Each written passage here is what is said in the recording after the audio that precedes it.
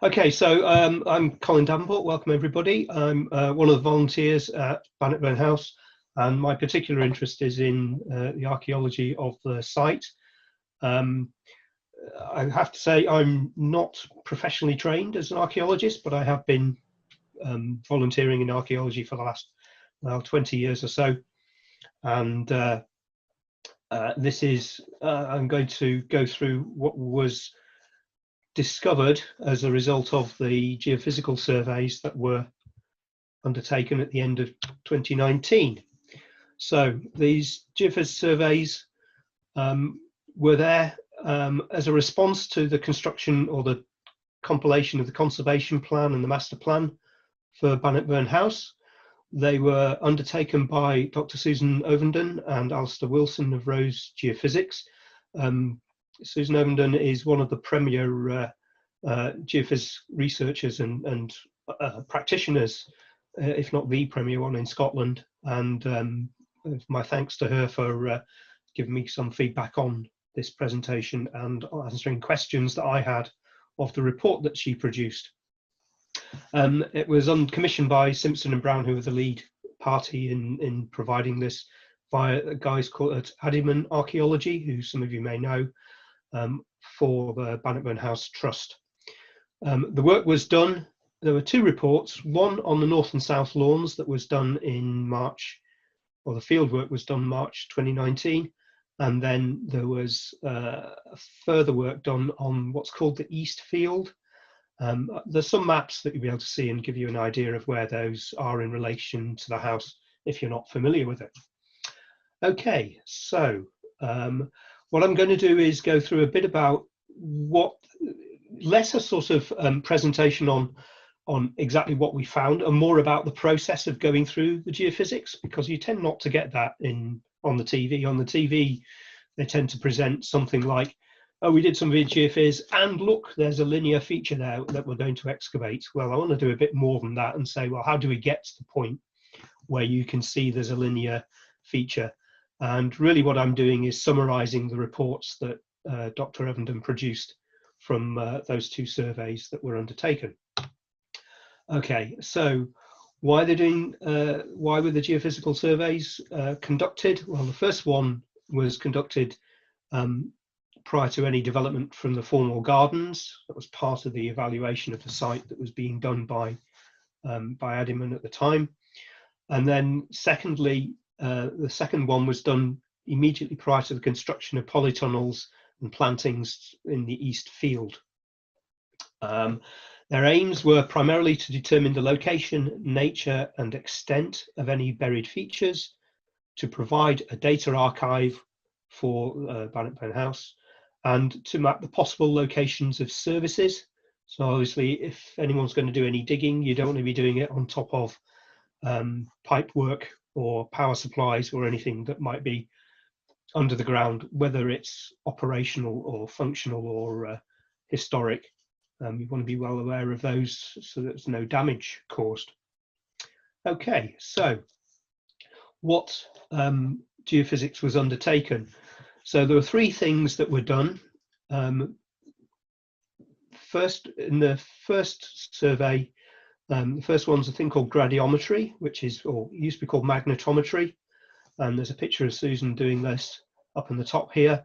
So this H-shaped bar thing, and you walk up and down, and it takes measurements relating to the magnetic field in the area immediately below where the sensors are. So that's looking for things like iron materials. It finds walls, ditches, and things that have been burnt or exposed to high temperature. Burning causes a change to the magnetic response of the material. So things like bricks and shale that's been burnt will show up from that. Of course, any metal that's there as well will give a large reading. The second type of survey that was undertaken was resistance measuring. You'll be familiar with these things where you take a step, plant the thing in the ground, click the button, and then take another step and continue doing that. and there's a picture of Alistair with the resistance meter taking those measurements. And this identifies dry areas and wet areas. So obviously, so that helps you then discover, are there walls or brickwork or stonework underground, or is it likely to be ditches and wetter areas, or possibly either tree plantings or flower beds from the past. And then the third type of survey that was undertaken in the drive area, and you can see Alistair there with this ground probing radar doing one of the transects.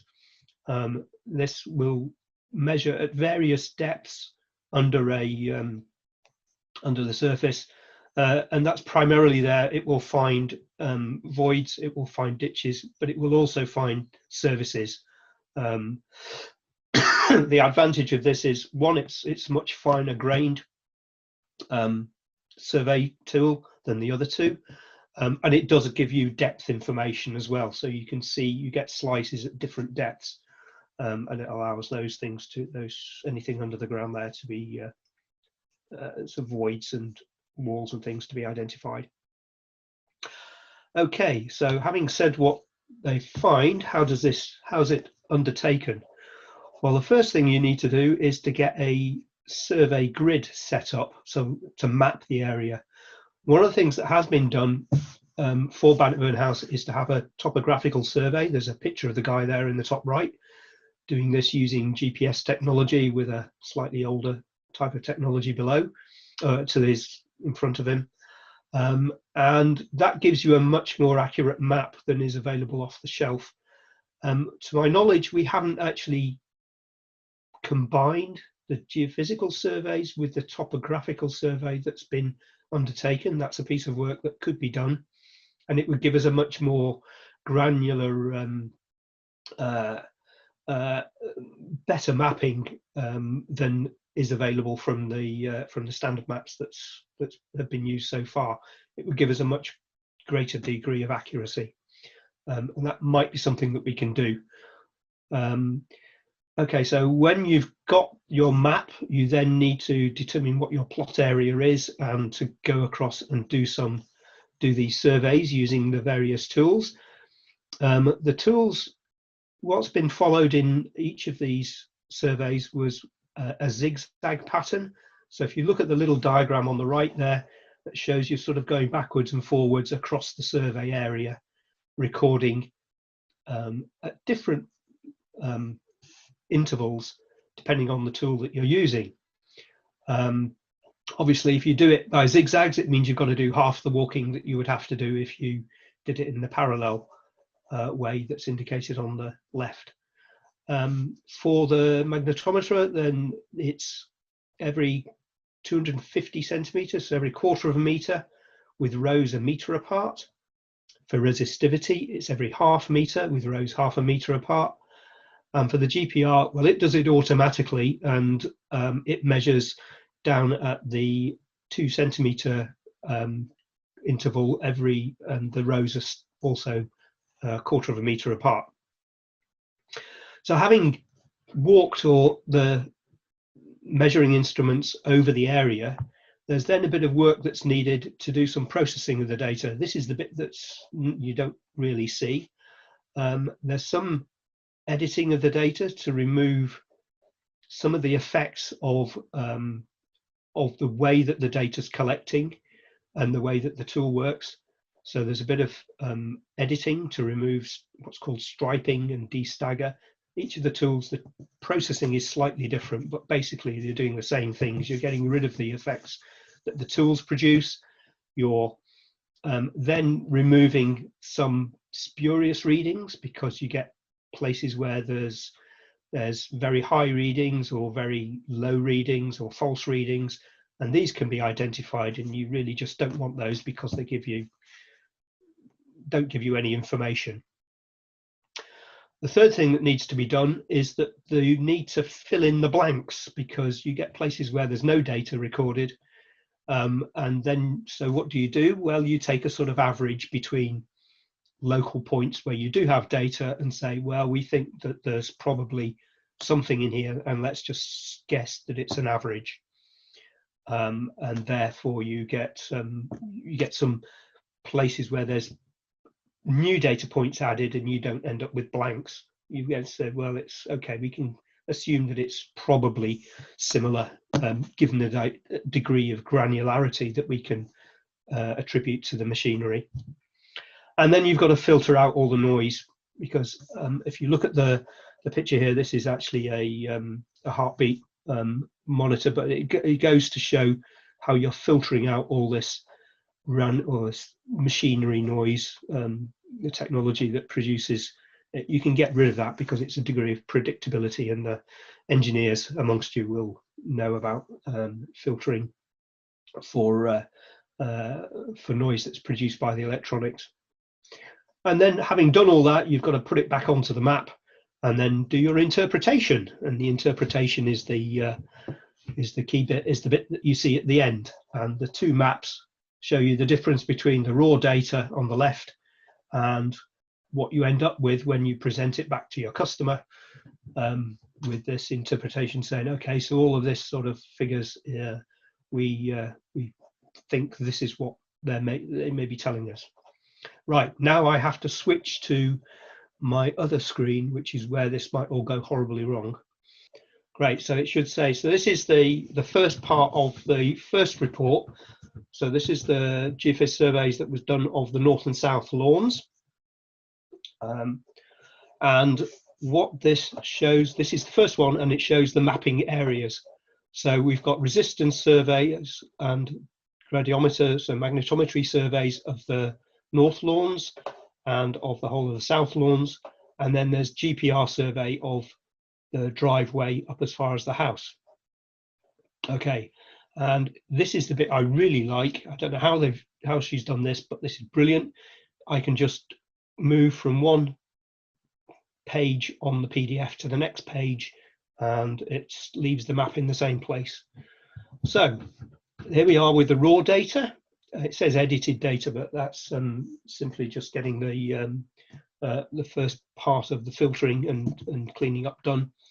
And what you can see is we've got these little humps and bumps of high and low figures, some holes in it, and that it's not terribly easy to see what's happening there. So in the way to do that is to replace those absolute values with some color scheme. In this case, it's a grayscale, and it's also had this treatment done on it where the missing values have been filled in by adjacent values. And so here we go. This is magnetometry. So we're getting some things up here on the top. There's a couple of some paired features. There's a big black hole in here and in here. But this is magnetometry. So anything iron or metal will be showing up big black areas. And there's some more features down here on the south lawns. Yeah, and there we go. Once we go into the interpretation, then this is what is being shown. So what does the magnetometry tell us? It tells us we've got some paired features in the front lawns, where there's some indication that there's some hard material or magnetic material present. What it does show, we've got these areas labeled A here and here. Those of you that know the site will know that there is an iron gate in the wall here, and there's another iron gate in the wall here. And what this illustrates is that the machinery is so sensitive that having an iron gate in the wall, it creates a large response, and it kind of distorts what is being shown for the underlying archaeology or underlying materials. So we've got a couple of iron things here. We've got these dotted lines are things called trends. I had to ask Susan what on earth a trend was. And she said, well, it's somewhere where there might be something, but there might not. It's just, it looks like there's could be something there, but it's not really very clear. So we've got some of those showing up on the front, and on the back lawns, well, we've got one of the things we were definitely looking for, which was the location of a service pipe, and there, this band E is very clear indication that there's a service pipe running from the south here up towards the house and then across and over towards the side of the house. And there's some more possible earlier pipe work or things in the area around here. And we've got quite a lot of these random dots of magnetic material, which might just be fired material that's present in the soil, or they could be things like coins or something, maybe possible there. But it's probably just bits of shale and bits of brick. So that's the gradiometer, that's just the magnetometry. So let's move on to the resistance survey. So this is looking for dry and wet areas. Here again is the edited data after the initial raw data has been taken. We're definitely getting some features coming up where the drier areas are the darker areas and the wetter stuff is the paler material. Yes, that's right. So first thing is you do is you get the edited, and then we've done some interpolation. So again, trying to fill in some of those gaps. And then if we add color into that, it makes it even easier to see. This is just to help with the interpretation. And there we go. So what have we got here? Well, we've got some dry areas on the north lawn, some not very much stuff on the western side, but a bit more features on the right. There's a big damp area up by the junction between the two parts of the track. And on the south lawns, yeah, well, there's a big dry area up there beyond the sundial. There's some damp areas where there may have been drainage pipes and drainage work before, or flower beds, and there's flower beds and things possibly showing up on the other side of the south lawn. So having interpolated it and then filtered it to try and get rid of all those high and low readings that may be spurious, we get a clearer indication of where things might be. There's another nicer way of showing it. Again, this is just coloring to assist us in interpreting what's there. And there's some clearly marked things. Here there's something that looks like a definite path area, and to the right of the south lawns, on the east side of the south lawns, and on the west side as well. And when you then go and interpret that, then these are the sorts of things that come out and say, okay, well, there's definitely something going on here. So what has been discovered by looking at the resistance? Well, there's a few things in here that we can say. If I start at the top, that's 7 areas, so there's a damp area. Somebody told me that there was a building there, or thought there had been a building there before. Well, what the resistance is showing, that there's very little sign of the remains of the building, but this area is very wet or damp, so it might indicate that there's that there has been a big planting area in there in the past. These two features labelled 6. There's nothing on the ground. What they may be are plinths for gate posts or something that have been there in the past. Don't think there's nothing indicated on the ground. You can't see anything. Might be worth us having a look at that to see if there are plinths there. Speculate that that's maybe where a gate post or some gate posts have been in the past. Something that we have definitely understood from this, and combining this geophysical survey with earlier photographs of the house, we can see that these paired features labelled 1 are, there's not a pair for the first one, are tree stands. So previously there's been a tree planted here, and we can see photographs of trees being there in the past. Not clear what these areas labelled 3 are, whether they are whether they're landscaping or whether there's been something there in the past, but maybe there's something there that needs would be worth having a look at. The trends that are indicated on 4 might indicate that the line of the driveway or the path was perhaps slightly different in the past, and the orientations changed slightly over time. Moving and particularly these areas down here as well, these trends, so that's been indicates an earlier arrangement of the lawns. If we move to the south lawns, then what can we see on there? We've got these clear low resistance features, so these flower beds on 9 and 8 quite clearly come up. We've got this strange drainage, what might be a drainage ditch labelled 15.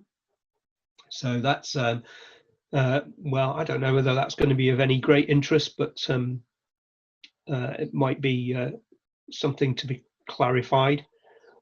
16 is postulated as possibly being a foundation for where the sundial might have been in the past, although it's low resistance, so it's, you know, it's a wet area, but there might have been something there previously. And we've got these areas for possible earlier layouts of paths in the grassed area on the south lawn. There's also some drier areas up to the southwest, which might be related to an earlier rose garden or garden features, not sure. And the 18 is, again, is something that's not clear what that might be, if it's anything significant or if it's just part of the part of the some random variation in the soil that's been used in that part of the garden. This area 20, I've got no explanation of what area 20 might be. It might simply be a more modern, if you, those of you remember the open days at Bannockburn House, there's been a marquee has been in this area, and it may well be that that is just a side effect, an artifact of the fact there's been a marquee there and people have been, it's been covered and left dry for a longer period. Not sure. The fact it's very clearly delineated makes me suspect that it's maybe more modern than ancient. Okay, so that's the resistance. If we can move on to the GPR. So this is the ground probing radar, and this has been done of the driveway. And the way that these are presented are is that there are slices at different depths. So the first two, the top two, are the surface presentations or the surface results, and then you go down 250 centimeters, so down, you know, about a foot or so, not quite a foot, and there'll be some more of those at different at increasing depths. So the main thing that we're going to find or expect to find from GPR will be the surfaces, and we can see those beginning to appear. And the other thing that it might show is previous arrangements of how the driveways were laid out or maybe operated. So first one, it's all fairly uniform. There's a bit of noise on it, but it's the surface, so you would expect it just to show the surface, how the gravel has been rearranged and things like tracks that where cars have been regularly driving backwards and forwards. What we are beginning to see in this, though, is there's a sort of circular feature around here, which might just simply be people turning their cars around, but it might indicate that previously there's been some sort of circular thing here where carriages were turned round, perhaps. If we go on further deep into the survey, then we're getting this circular feature is appearing a bit more prominently. So we're down at between 2 feet to, well, not quite 3 feet, half a meter, 18 inches deep. We're getting things beginning to come across the driveway at C and at H, this blue line at H. So if we go even deeper, these then at half a meter to 0.75, there's a bit more of this, and we can see there's more of the services beginning to appear down in this area. These items K are probably just the foundations of the house that is beginning to affect the radars getting bounced back from foundation works. And it might just be the proximity to the wall that's causing that. And then as you go even deeper, these features become more prominent. So you can see the red areas there indicating very high response. So that almost certainly is foundations. The interpretation shows these. So we've got these services going across the area and under the driveway, which is one of the objectives of doing this. Even deeper, 1 meter, then it's still clear, although you can see that the responses are becoming less, or as we get deeper. So there we go. And once you get to about 2 meters deep, then there's not much that's showing up, other than along the side of the walls where there may be. Well, it's, as you say at the bottom in the interpretation, it says ringing. It's just that there's more distortion and noise in the signal, and it's not really reliable as a indicator of anything down at that sort of depth. We wouldn't be able to dig down to 2 meters anyway. It's too deep to be safe. That would need to be done by professional teams, so we wouldn't know if there was anything there. But at least we can see that there's no voids in the under the driveway, so we don't need to worry that the driveway is going to collapse into a mining void. Okay, so this picture just shows when all of these things are put together what the overall picture looks like. So that's the north and south lawns and the ground probing radar. I'll quickly have a look at the east field as well, if I can get the right diagram. So here's and I've started at the end. So here's the survey area for the east field. Those of you that were present at Bannockburn House at the end of last year will know that there were a couple of trenches. So this is work that was done in preparation for the polytunnels going in. The polytunnels are up in the northern part of this field. This is the black area is the house. This is the outbuildings, and this is what has become known as the trackway. We think there's a trackway, and this geophys will show some of this. This areas that weren't surveyed were because there's a trench and some spoil in here, so it wasn't possible to get readings there. I think there's a tree or some bushes in this area down to the south of the east field, and again you can't take readings in if you can't get to the ground, so there's a bit missing there. Right, so that's the area, that's the raw data. What this clearly shows is that you get a lot of areas where there's poor responses or poor data, and you have to do more of that filtering and interpolation, and clearly shows in this area to the south where there's the hole in the data, and it clearly shows you've got some very high readings in here, and you've got some more readings down in the central area of the east field. Anyway, let's move on to looking at the real data. So here's the interpolated data. So that's where the gaps have been added. and we can see there's some quite high readings in scattered all over the east field. It also looks like there's some sort of feature down here. If you can see this circular feature, we'll have a look at that in a bit. And so this is the magnetometry. So looking at this, and what does this tell us? Well, there's quite a lot of burnt material around the edges of the field. That may be because there's min deposits in those areas, but it might equally be that it's just the natural, and there's it's the types of soil and types of material that's been put in there. The areas of positive response, we've got this circular feature beginning to appear here. So this has got magnetic material in it, and this is a strong indication of fired material in this central part of that circle. There's also sort of some indication of higher levels in all of these areas.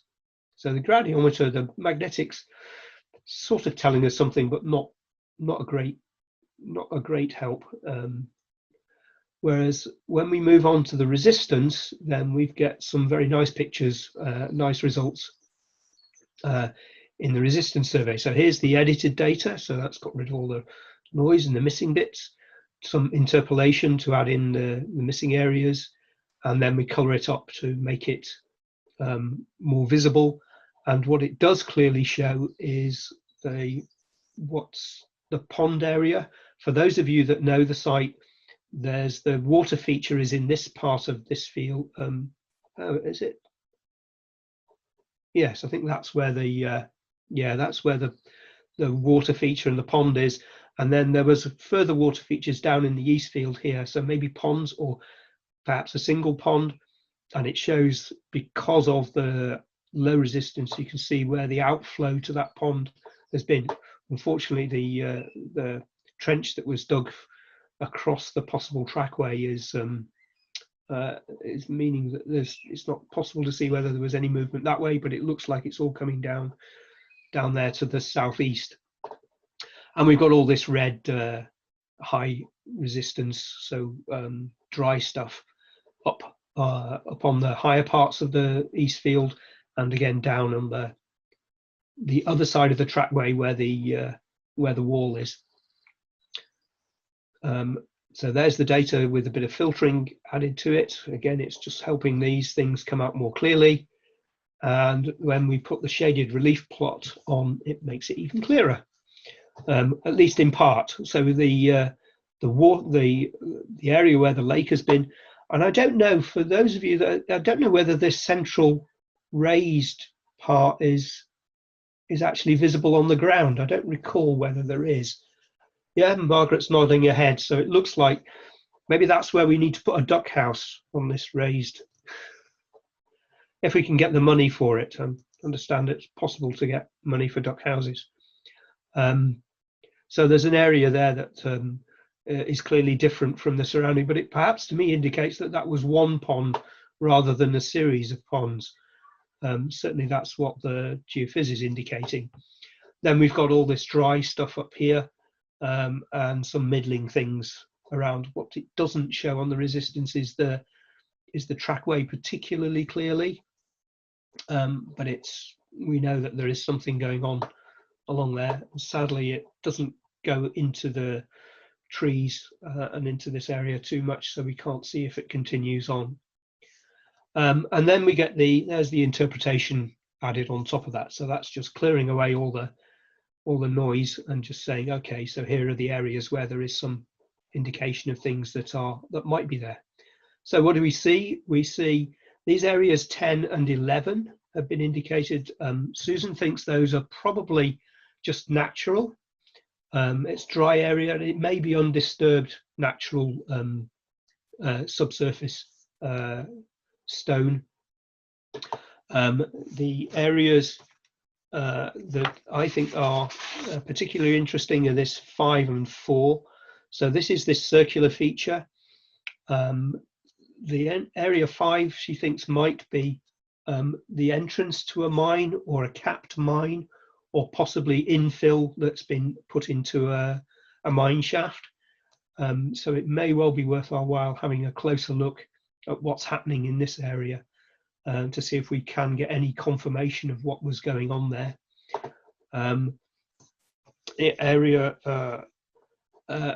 where we know the trackway is, because we've done these trenches across, the geophys doesn't give clear indication that the trackways goes all the way through there, but I don't suppose there's any reason to suppose it doesn't, but a couple of test pits across there might help clarify that.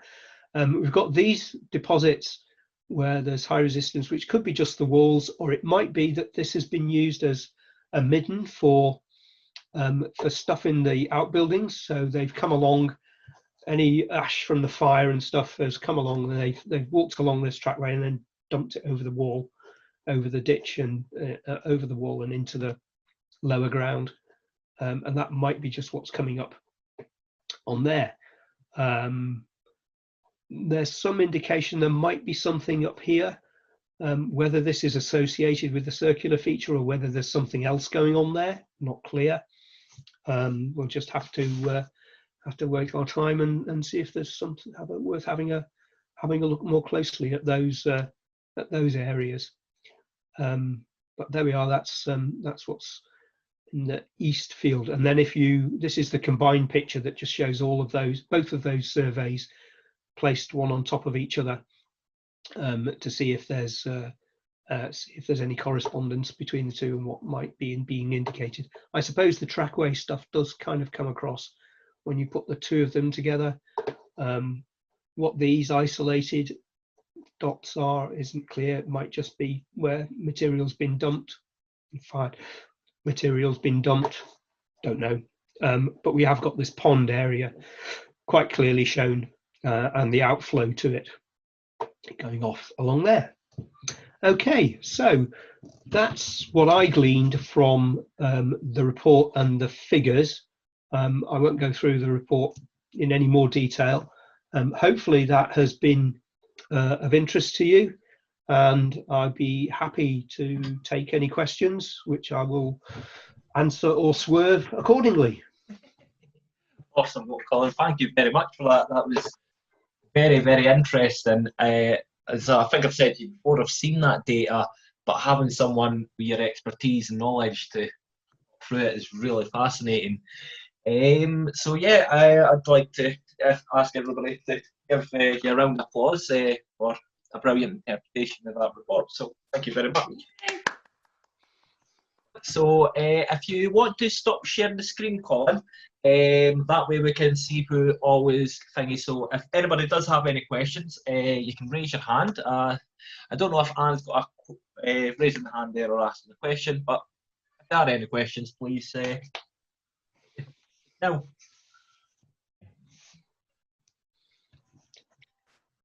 No questions. It's all very clear, is it?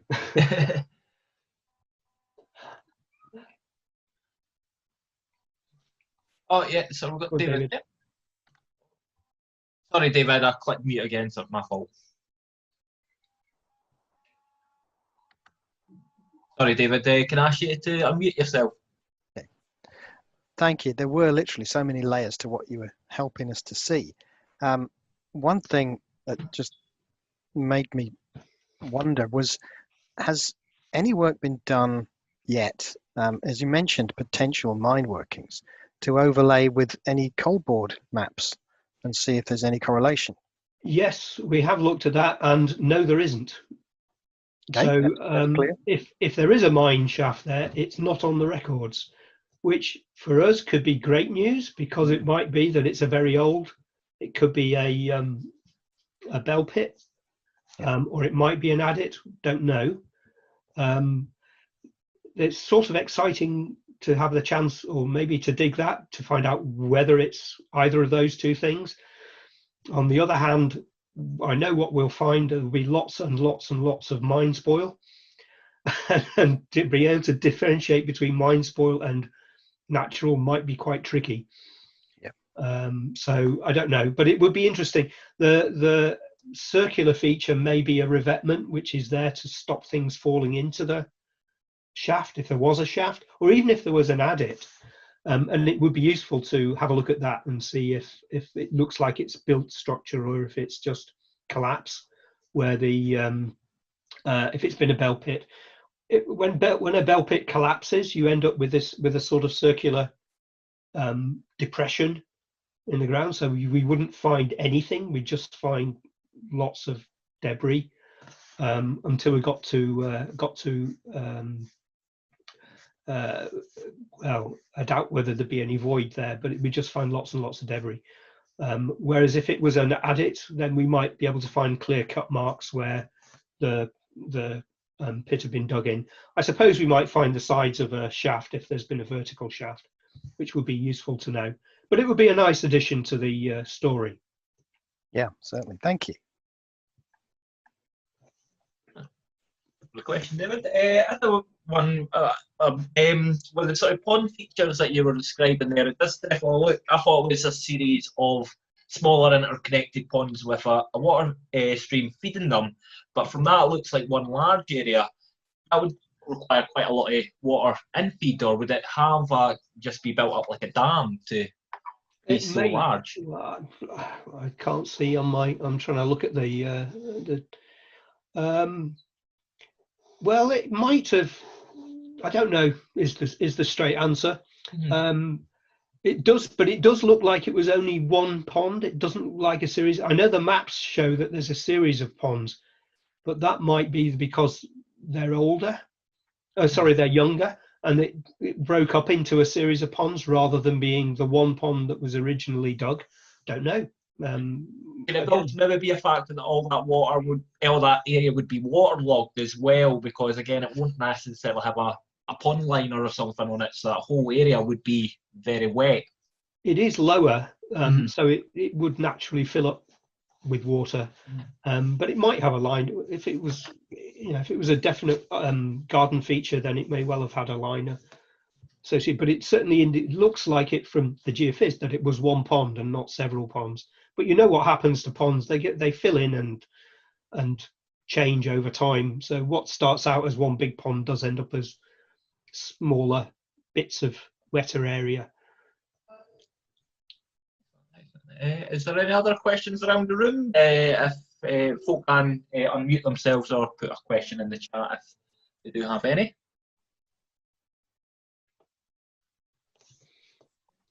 I think so. Okay then. Yeah. I was really interested. I really enjoyed the technical of it.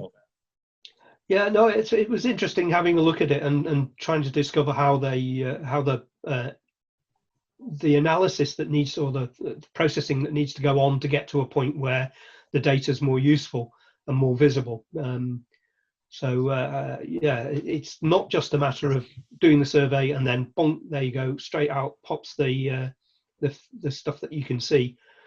It does require a bit of processing. I think that's worth bearing in mind. An area, what we might, having looked at this, one of the things that I would like us to be able to do, and we'll have to talk to Jim about this and Willie, is to see if we can't get a GPR done of the trackway around to the west of the site, because that would be a better way of seeing what the underlying construction of the trackway was than digging a few holes. But we'll see. I don't know if we can find the funds to do it, then that would be great. I think it would give us a better result than digging a few small holes. Colin, Margaret, yeah, just a couple of things. Going back to your map of the Eastfield, all the surveys of the Eastfield, I was fortunate enough to talk to a chap called Jim Campbell, who was one of the gardeners there in the 1950s, and he was saying to me last week that they just used to chuck stuff over the wall and have a bonfire. So I think quite a lot of those yellow blobs may well be bonfires, because I know that we've had quite a few bonfires out there over the last couple of years as well, but nearer the top end, nearer the Victorian buildings.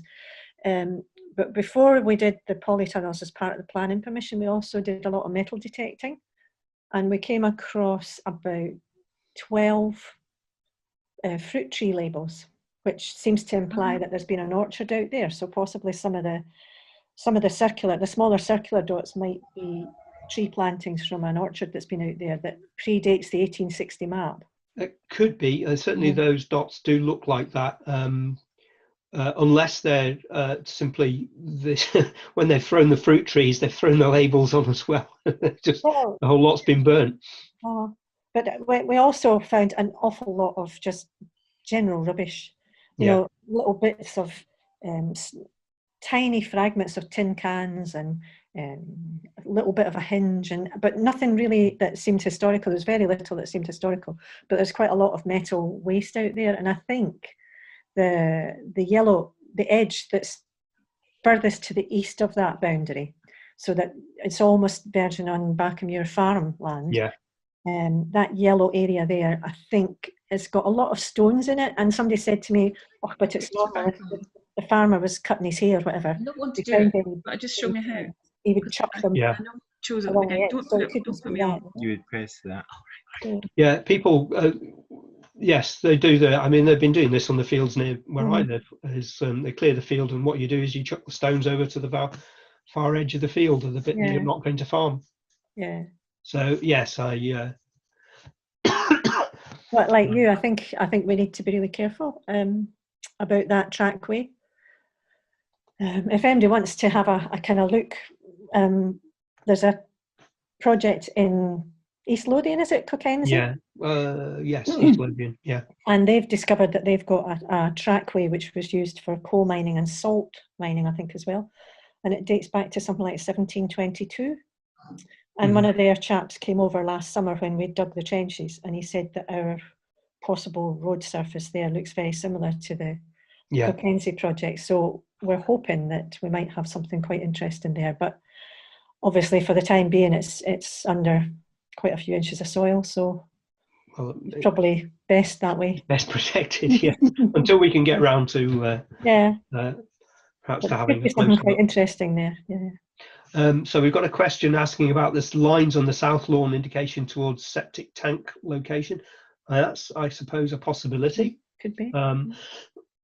I don't know if there's any possible flow out that way. Maybe there is. It'd be unusual to have it going out under your formal gardens, but there is a well. If you project that line over towards the motorway, there is a well over in that area. There's an old map, and we've got something called the location of the Pellywanton well in that area. So, and we've found another one of these great big stone slabs in the middle of the ground. That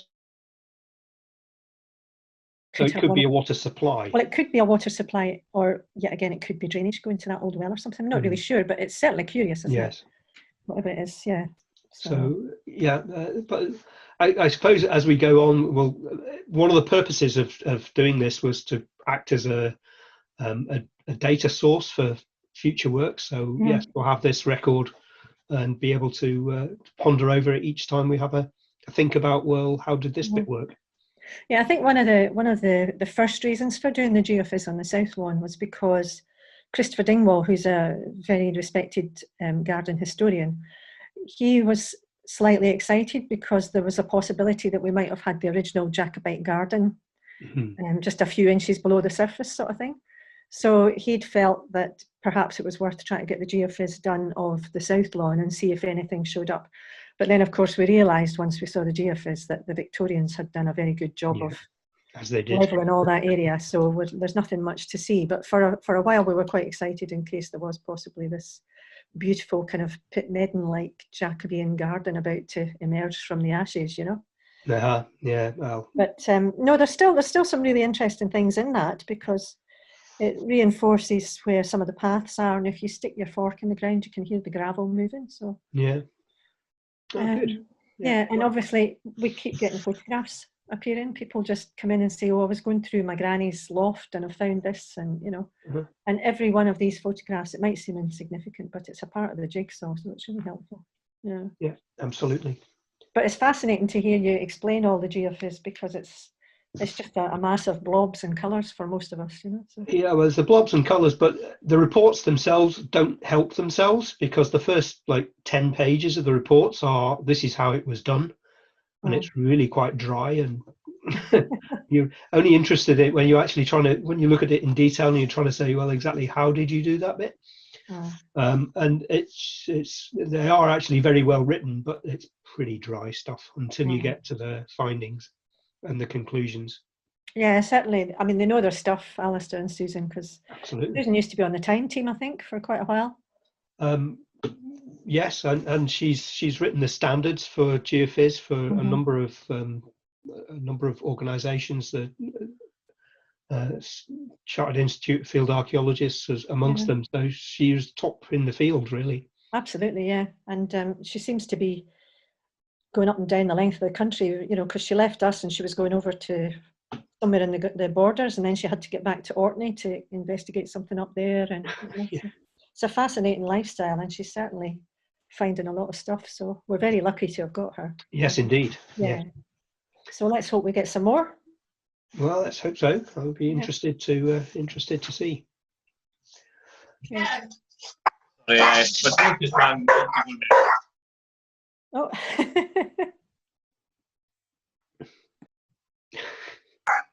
Sorry about that. Sorry, what question did your dog want to ask? Who's at the door? I think the question. He's wanting to know what the rough bits were.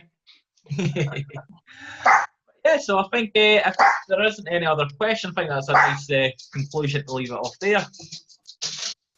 So again, I just want to ask everybody a round of applause. Thank you very much, Colin, for your time and all the effort in putting this together. Very much appreciated, and we'll have this uploaded for anybody else that's wanting to watch it. Okay, thank you very much, everybody. It was great. Bye. Thanks very much.